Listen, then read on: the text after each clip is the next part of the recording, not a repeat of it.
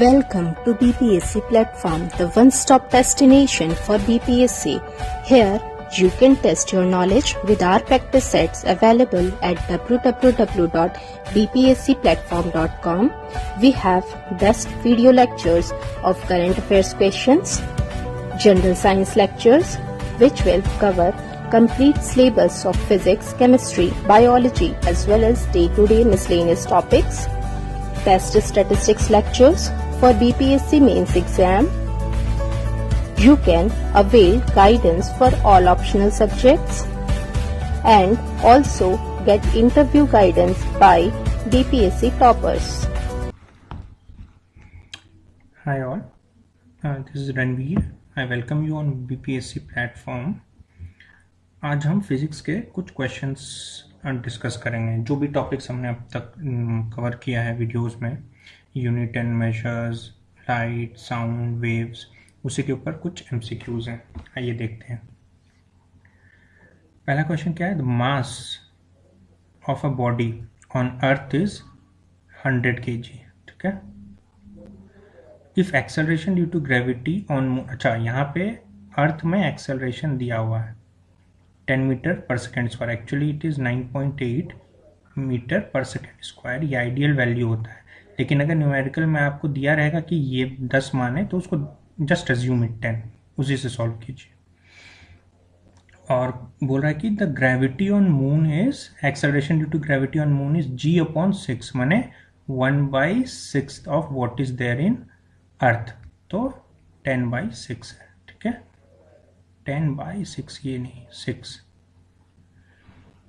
Then the mass of the body on moon is, moon पे उसका मास क्या हो जाएगा? कौन सा इक्वेशन लगाएंगे? F is equals to ma।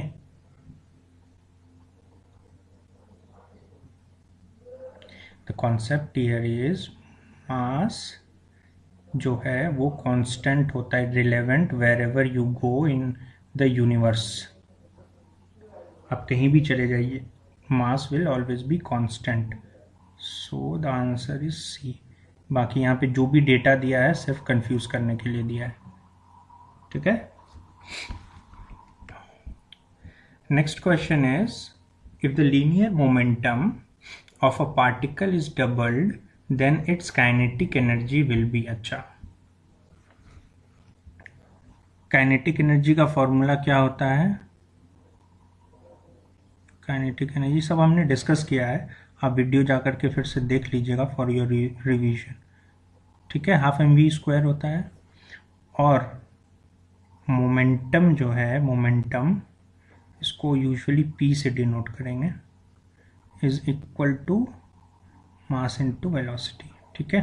क्या कह रहा है कि linear momentum of a particle is doubled, माने कि 2p हो जा रहा है। ये 2p कब होगा? समझने वाली बात है। ये 2p कब होगा? Mass will remain constant, velocity gets doubled. अभी हमने ऊपर पढ़ा मास कांस्टेंट रहेगा, ऑब्जेक्ट सेम है ना, तो मास सेम रहेगा। अब ये अगर ke1 है तो ke2 क्या हो जाएगा? सेम फॉर्मूला में ke2 अभी डबल हो गया, कहने का मतलब क्या? और 12mv² कितना हो जा रहा है? 2v का स्क्वायर हो जा रहा है, माने कि क्या हो जा रहा है? ये 4 टाइम्स हो जा रहा है। 2 का स्क्वायर 4 होता है ना जी, सो इट गेट्स क्वाड्रपल्ड। ठीक है।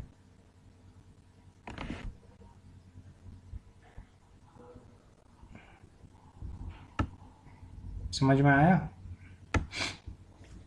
मास कांस्टेंट रहता है, अगर मोमेंटम चेंज हो रहा है तो वेलोसिटी चेंज हो रहा है। समझिए, इसको डायरेक्टली प्रोपोर्शनल है। अच्छा, इसको ऐसे समझिए, मान लीजिए कैप्टन अमेरिका और हल्क अगर सेम वेलोसिटी से दौड़ रहे हैं तो मोमेंटम किसका ज़्यादा होगा? कैप्टन अमेरिका का मोमेंटम p1 ज़्यादा होगा या हल्क का p2? p2 ज़्यादा होगा ना। p2 ज़्यादा क्यों होगा? हल्क का मास ज़्यादा, वेट ज़्यादा है हल्क का, बल्कि है। लेकिन इस केस में दो अलग अलग मास के बीच में बात हो रही है, वेलोसिटी कांस्टेंट है। लेकिन जब मास कांस्टेंट है, सेम पार्टिकल है और मोमेंटम चेंज हो रहा है, इसका मतलब velocity is changing, this velocity is changing. ठीक है। A particle moves along a circle, ये एक पार्टिकल है P, ठीक है, ये एक सर्कुलर मोशन में घूम रहा है। ठीक है, ये सपोज इसका सेंटर है, सेंटर C है, पार्टिकल यहाँ पे है, पार्टिकल इस P। तो क्या कह रहा है, ये असर्शन है, इसका रिजर्शन क्या दिया है कि speed is uniform, velocity is changing. अब हमको बताना है ऑप्शंस में से क्या है, R1 करेक्ट है, R2 is wrong, R1 is wrong, R2 is correct, R1 and R2 both are wrong, और both are correct. The answer will be both are correct. ठीक है, क्यों? ये पार्टिकल जब यहां से सपोज यहां पे आ रहा है, यहां P में आ गया, तो इसका वेलोसिटी का डायरेक्शन चेंज हो रहा है बार बार। ठीक है, टेंजेंट टू द पाथ। यहां पे अगर P आ रहा है तो वेलोसिटी, स्पीड कांस्टेंट रह रहा है, चूंकि इसका डायरेक्शन चेंज हो रहा है इसलिए वेलोसिटी चेंज हो रहा है। Velocity is a scalar quantity which has magnitude plus direction. ठीक है, ये सारा कुछ हमने डिस्कस किया है। ठीक है, you can go back to the videos and revise it. Kilowatt is the unit of, ये तो क्वेश्चन पढ़ते ही दिखना चाहिए, इसमें तो ऑप्शन मतलब किलोवाट दे दिया एकदम आंख मूंद के। क्या पावर, इसमें तो कहीं कोई शंका ही नहीं होनी चाहिए आपको। अगर शंका है तो दिक्कत है, गो back and revise the concepts again. Next question is very important. At what temperature the readings of Fahrenheit and Celsius thermometer are equal? Celsius और Fahrenheit equal। अच्छा, इसमें मैंने आपको एक फॉर्मूला बताया था कि F बराबर C इंटू 1.8 प्लस 32। ठीक है, उसी तरह C इज इक्वल्स टू क्या हो जाएगा, F प्लस F माइनस 32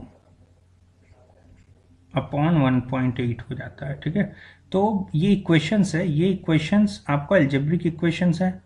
ठीक है, अलजेब्रा आपने पढ़ा है। अलजेब्रा इक्वेशंस क्या होता है, वेरिएबल्स एंड कांस्टेंट का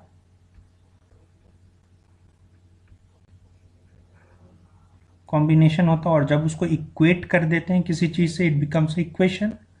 ठीक है, तो आपके पास दो इक्वेशन है, दो वेरिएबल है, सॉल्व कीजिए and the answer will be -40 degree. ठीक है, इसको बनाइए, सॉल्व कीजिए। If you have any problem comment में बताइएगा, I try to explain it. Loud speaker converts, इसमें ध्यान देने वाली बात क्या है, जब हमने साउंड पढ़ा था, ये क्वेश्चन क्या कह रहा है कि a loud speaker converts electrical energy into sound, sound energy into electrical energy, small sound into large sound, और नन ऑफ दिस। तो हमने पढ़ा था कंप्रेशन और रेयर फ्रैक्शन के थ्रू हमने ग्राफ देखा था, अगर आपको याद हो ऐसा ग्राफ देखा था हमने, उसमें कंप्रेशन होता है, फिर रेयर फ्रैक्शन होता है, फिर कंप्रेशन होता है पार्टिकल्स का, ऐसे करके हमने पढ़ा था। वो ग्राफ याद कीजिए, वो कहाँ से निकल रहा था, एक स्पीकर से निकल रहा था। स्पीकर क्या करता है, actually it converts electrical energy into sound energy. ठीक है, लाउड स्पीकर ये काम होता है। Law of conservation of energy, law of conservation of energy, energy can nether be created not be destroyed, it just changes form, form change कर रहा है, एक फॉर्म ऑफ एनर्जी से दूसरा एनर्जी कन्वर्ट हो रहा है। ठीक है, next question is what kind of energy works when a watch spring is wound up. अच्छा, हमने पढ़ा था कि मैकेनिकल एनर्जी दो तरह के होते हैं, potential energy and kinetic energy. Kinetic energy का फॉर्मूला हमने देखा है, पोटेंशियल इज mgh, h बोले तो height, that is due to the virtue of its position.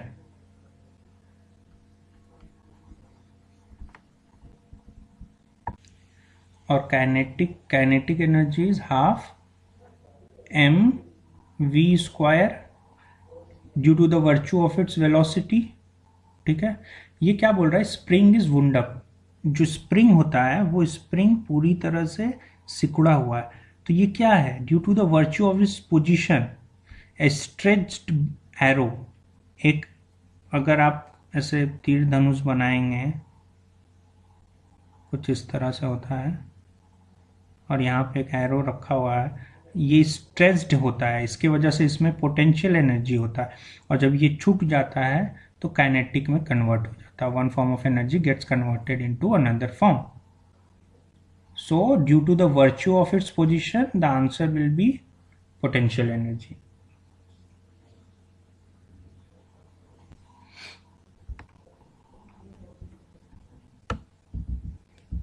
Which one of the following is vector quantity, इसमें क्या एक्सप्लेन करना है, answer is A, mass into velocity, momentum is a vector quantity. ठीक है, ये सारा आप वीडियोस देखिए। अगर if you are still having problem, go back and revise the concepts. आपको बहुत इजी क्वेश्चन है, डिफिकल्ट नहीं है, 10th लेवल तक का है। Next question is sound energy is converted into electrical energy by. अभी हमने क्या देखा, इलेक्ट्रिकल से साउंड में कन्वर्ट होते हुए थ्रू लाउड स्पीकर। अब क्या कह रहा है, साउंड एनर्जी को इलेक्ट्रिकल में कन्वर्ट कर रहा है। माइक्रोफोन, माइक यूज करते हो ना, सो ये माइक क्या करता है, ये इस तरह का कुछ होता है ना माइक, समथिंग लाइक दिस, ऐसे यहाँ पे होता है स्पीकर, तो ये आपके साउंड एनर्जी को इलेक्ट्रिकल एनर्जी में कन्वर्ट करता है। ठीक है, next question number 10, the maximum displacement of a vibrating object from its mean position is called. हमने ये चारों चीज, फ्रीक्वेंसी, टाइम पीरियड, एम्पलीट्यूड और वेवलेंथ डिस्कस किया था। तो ये पार्टिकल है, अगर ये वेव में ऐसे जा रहा है तो एम्पलीट्यूड जो है ये क्रेस्ट है और ये ट्रफ है। ठीक है, तो उसका जो मैक्सिमम डिस्प्लेसमेंट होता है that is called amplitude, denoted as A measured in meters. ठीक है, so the answer is C.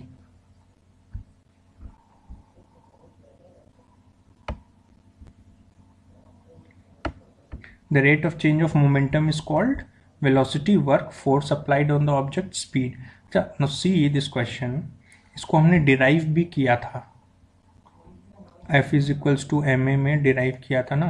Rate of change of momentum मतलब क्या, मोमेंटम जो है mv होता है, इसका रेट ऑफ चेंज क्या हो जाएगा, अपॉन t अपॉन टाइम हो जाएगा। तो v अपॉन t क्या होता है, मतलब रेट ऑफ चेंज हो रहा है, कहने का मतलब v minus you upon T. तो v और ये यहाँ पे m कांस्टेंट रहेगा। आप याद कीजिए, हमने ये डेरिवेशन किया था मैकेनिक्स जब पढ़ रहे थे, तो ये एक्सेलरेशन हो जाता है, तो ma हो जाएगा। ma मतलब force, that is force applied on the object. ये डेरिवेशन हमने किया था, आप जाकर के देखिएगा फिर से वीडियोज में। A body is set to be moving with uniform acceleration, uniform है, ठीक है, ध्यान दीजिएगा। व्हेन, अब एक्सेलरेशन इज यूनिफॉर्म। अब ऊपर में हमने देखा था ये क्या हो रहा है, velocity is changing, velocity is changing at uniform rate. एक फॉर्मूला से देखिए कितने क्वेश्चंस बन रहे हैं, M V M A, P बराबर एम वी, एफ बराबर एम ए, ये इसी से सारा कुछ बन रहा है, यही कॉन्सेप्ट है, इतना ही याद रखना है।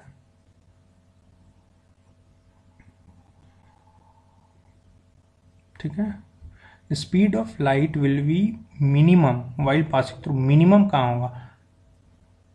सॉलिड में। सॉलिड यहाँ पे क्या है? ग्लास। मैक्सिमम कहाँ होता है? वैक्यूम और एयर में। दोनों में ऑलमोस्ट बराबर होता है। कितना होता है? 3 × 10⁸ मीटर पर सेकेंड। कुछ भी क्वेश्चन ऐसा नहीं है जो हमने डिस्कस नहीं किया वीडियोस में। अगर आपने उसको अच्छे से देखा होगा तो ये सारे क्वेश्चंस आपको समझ में आएंगे। रिफ्रैक्टिव इंडेक्स क्या है? रिफ्रैक्टिव इंडेक्स हमने पढ़ा था ना। ये refractive index is a ratio.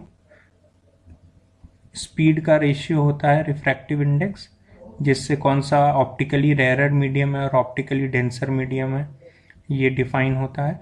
तो जब रेशियो है, तो जब स्पीड है, कोई भी स्पीड मान लीजिए x मीटर पर सेकेंड है और y मीटर पर सेकेंड है, तो ये मीटर पर सेकेंड तो कट जाएगा। It will have no unit. Ratio में कोई भी यूनिट नहीं होता।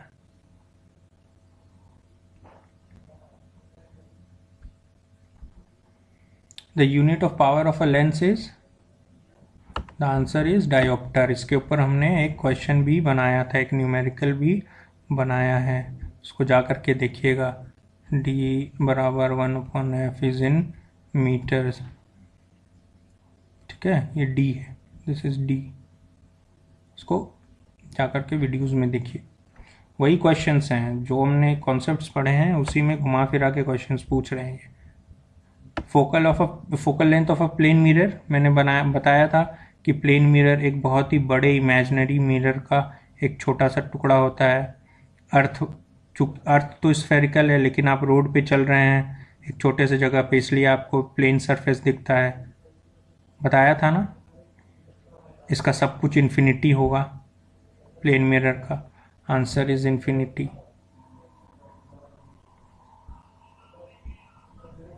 ठीक है। Okay, so this all for today. Questions देखिए एक बार अच्छे से। अगर आपको लग रहा है कुछ प्रॉब्लम है, कहीं पे और कंफ्यूजन है और एक्सप्लेनेशन चाहिए, कमेंट में बताइएगा। I try to answer. और फिर से वीडियोस को देखिए। ठीक है, प्रैक्टिस कीजिए, चीज़ें खुद ब खुद समझ में आ जाएंगी। ऐसा कुछ भी क्वेश्चंस नहीं है जो कि हमने डिस्कस नहीं किया है। और इसका नेक्स्ट सेट ऑफ क्वेश्चंस भी मैं लेकर के आऊँगा आपके लिए। ओके, आई होप आपको ये क्वेश्चंस अच्छे लगे होंगे। Just comment and let me know. Thank you, all the best.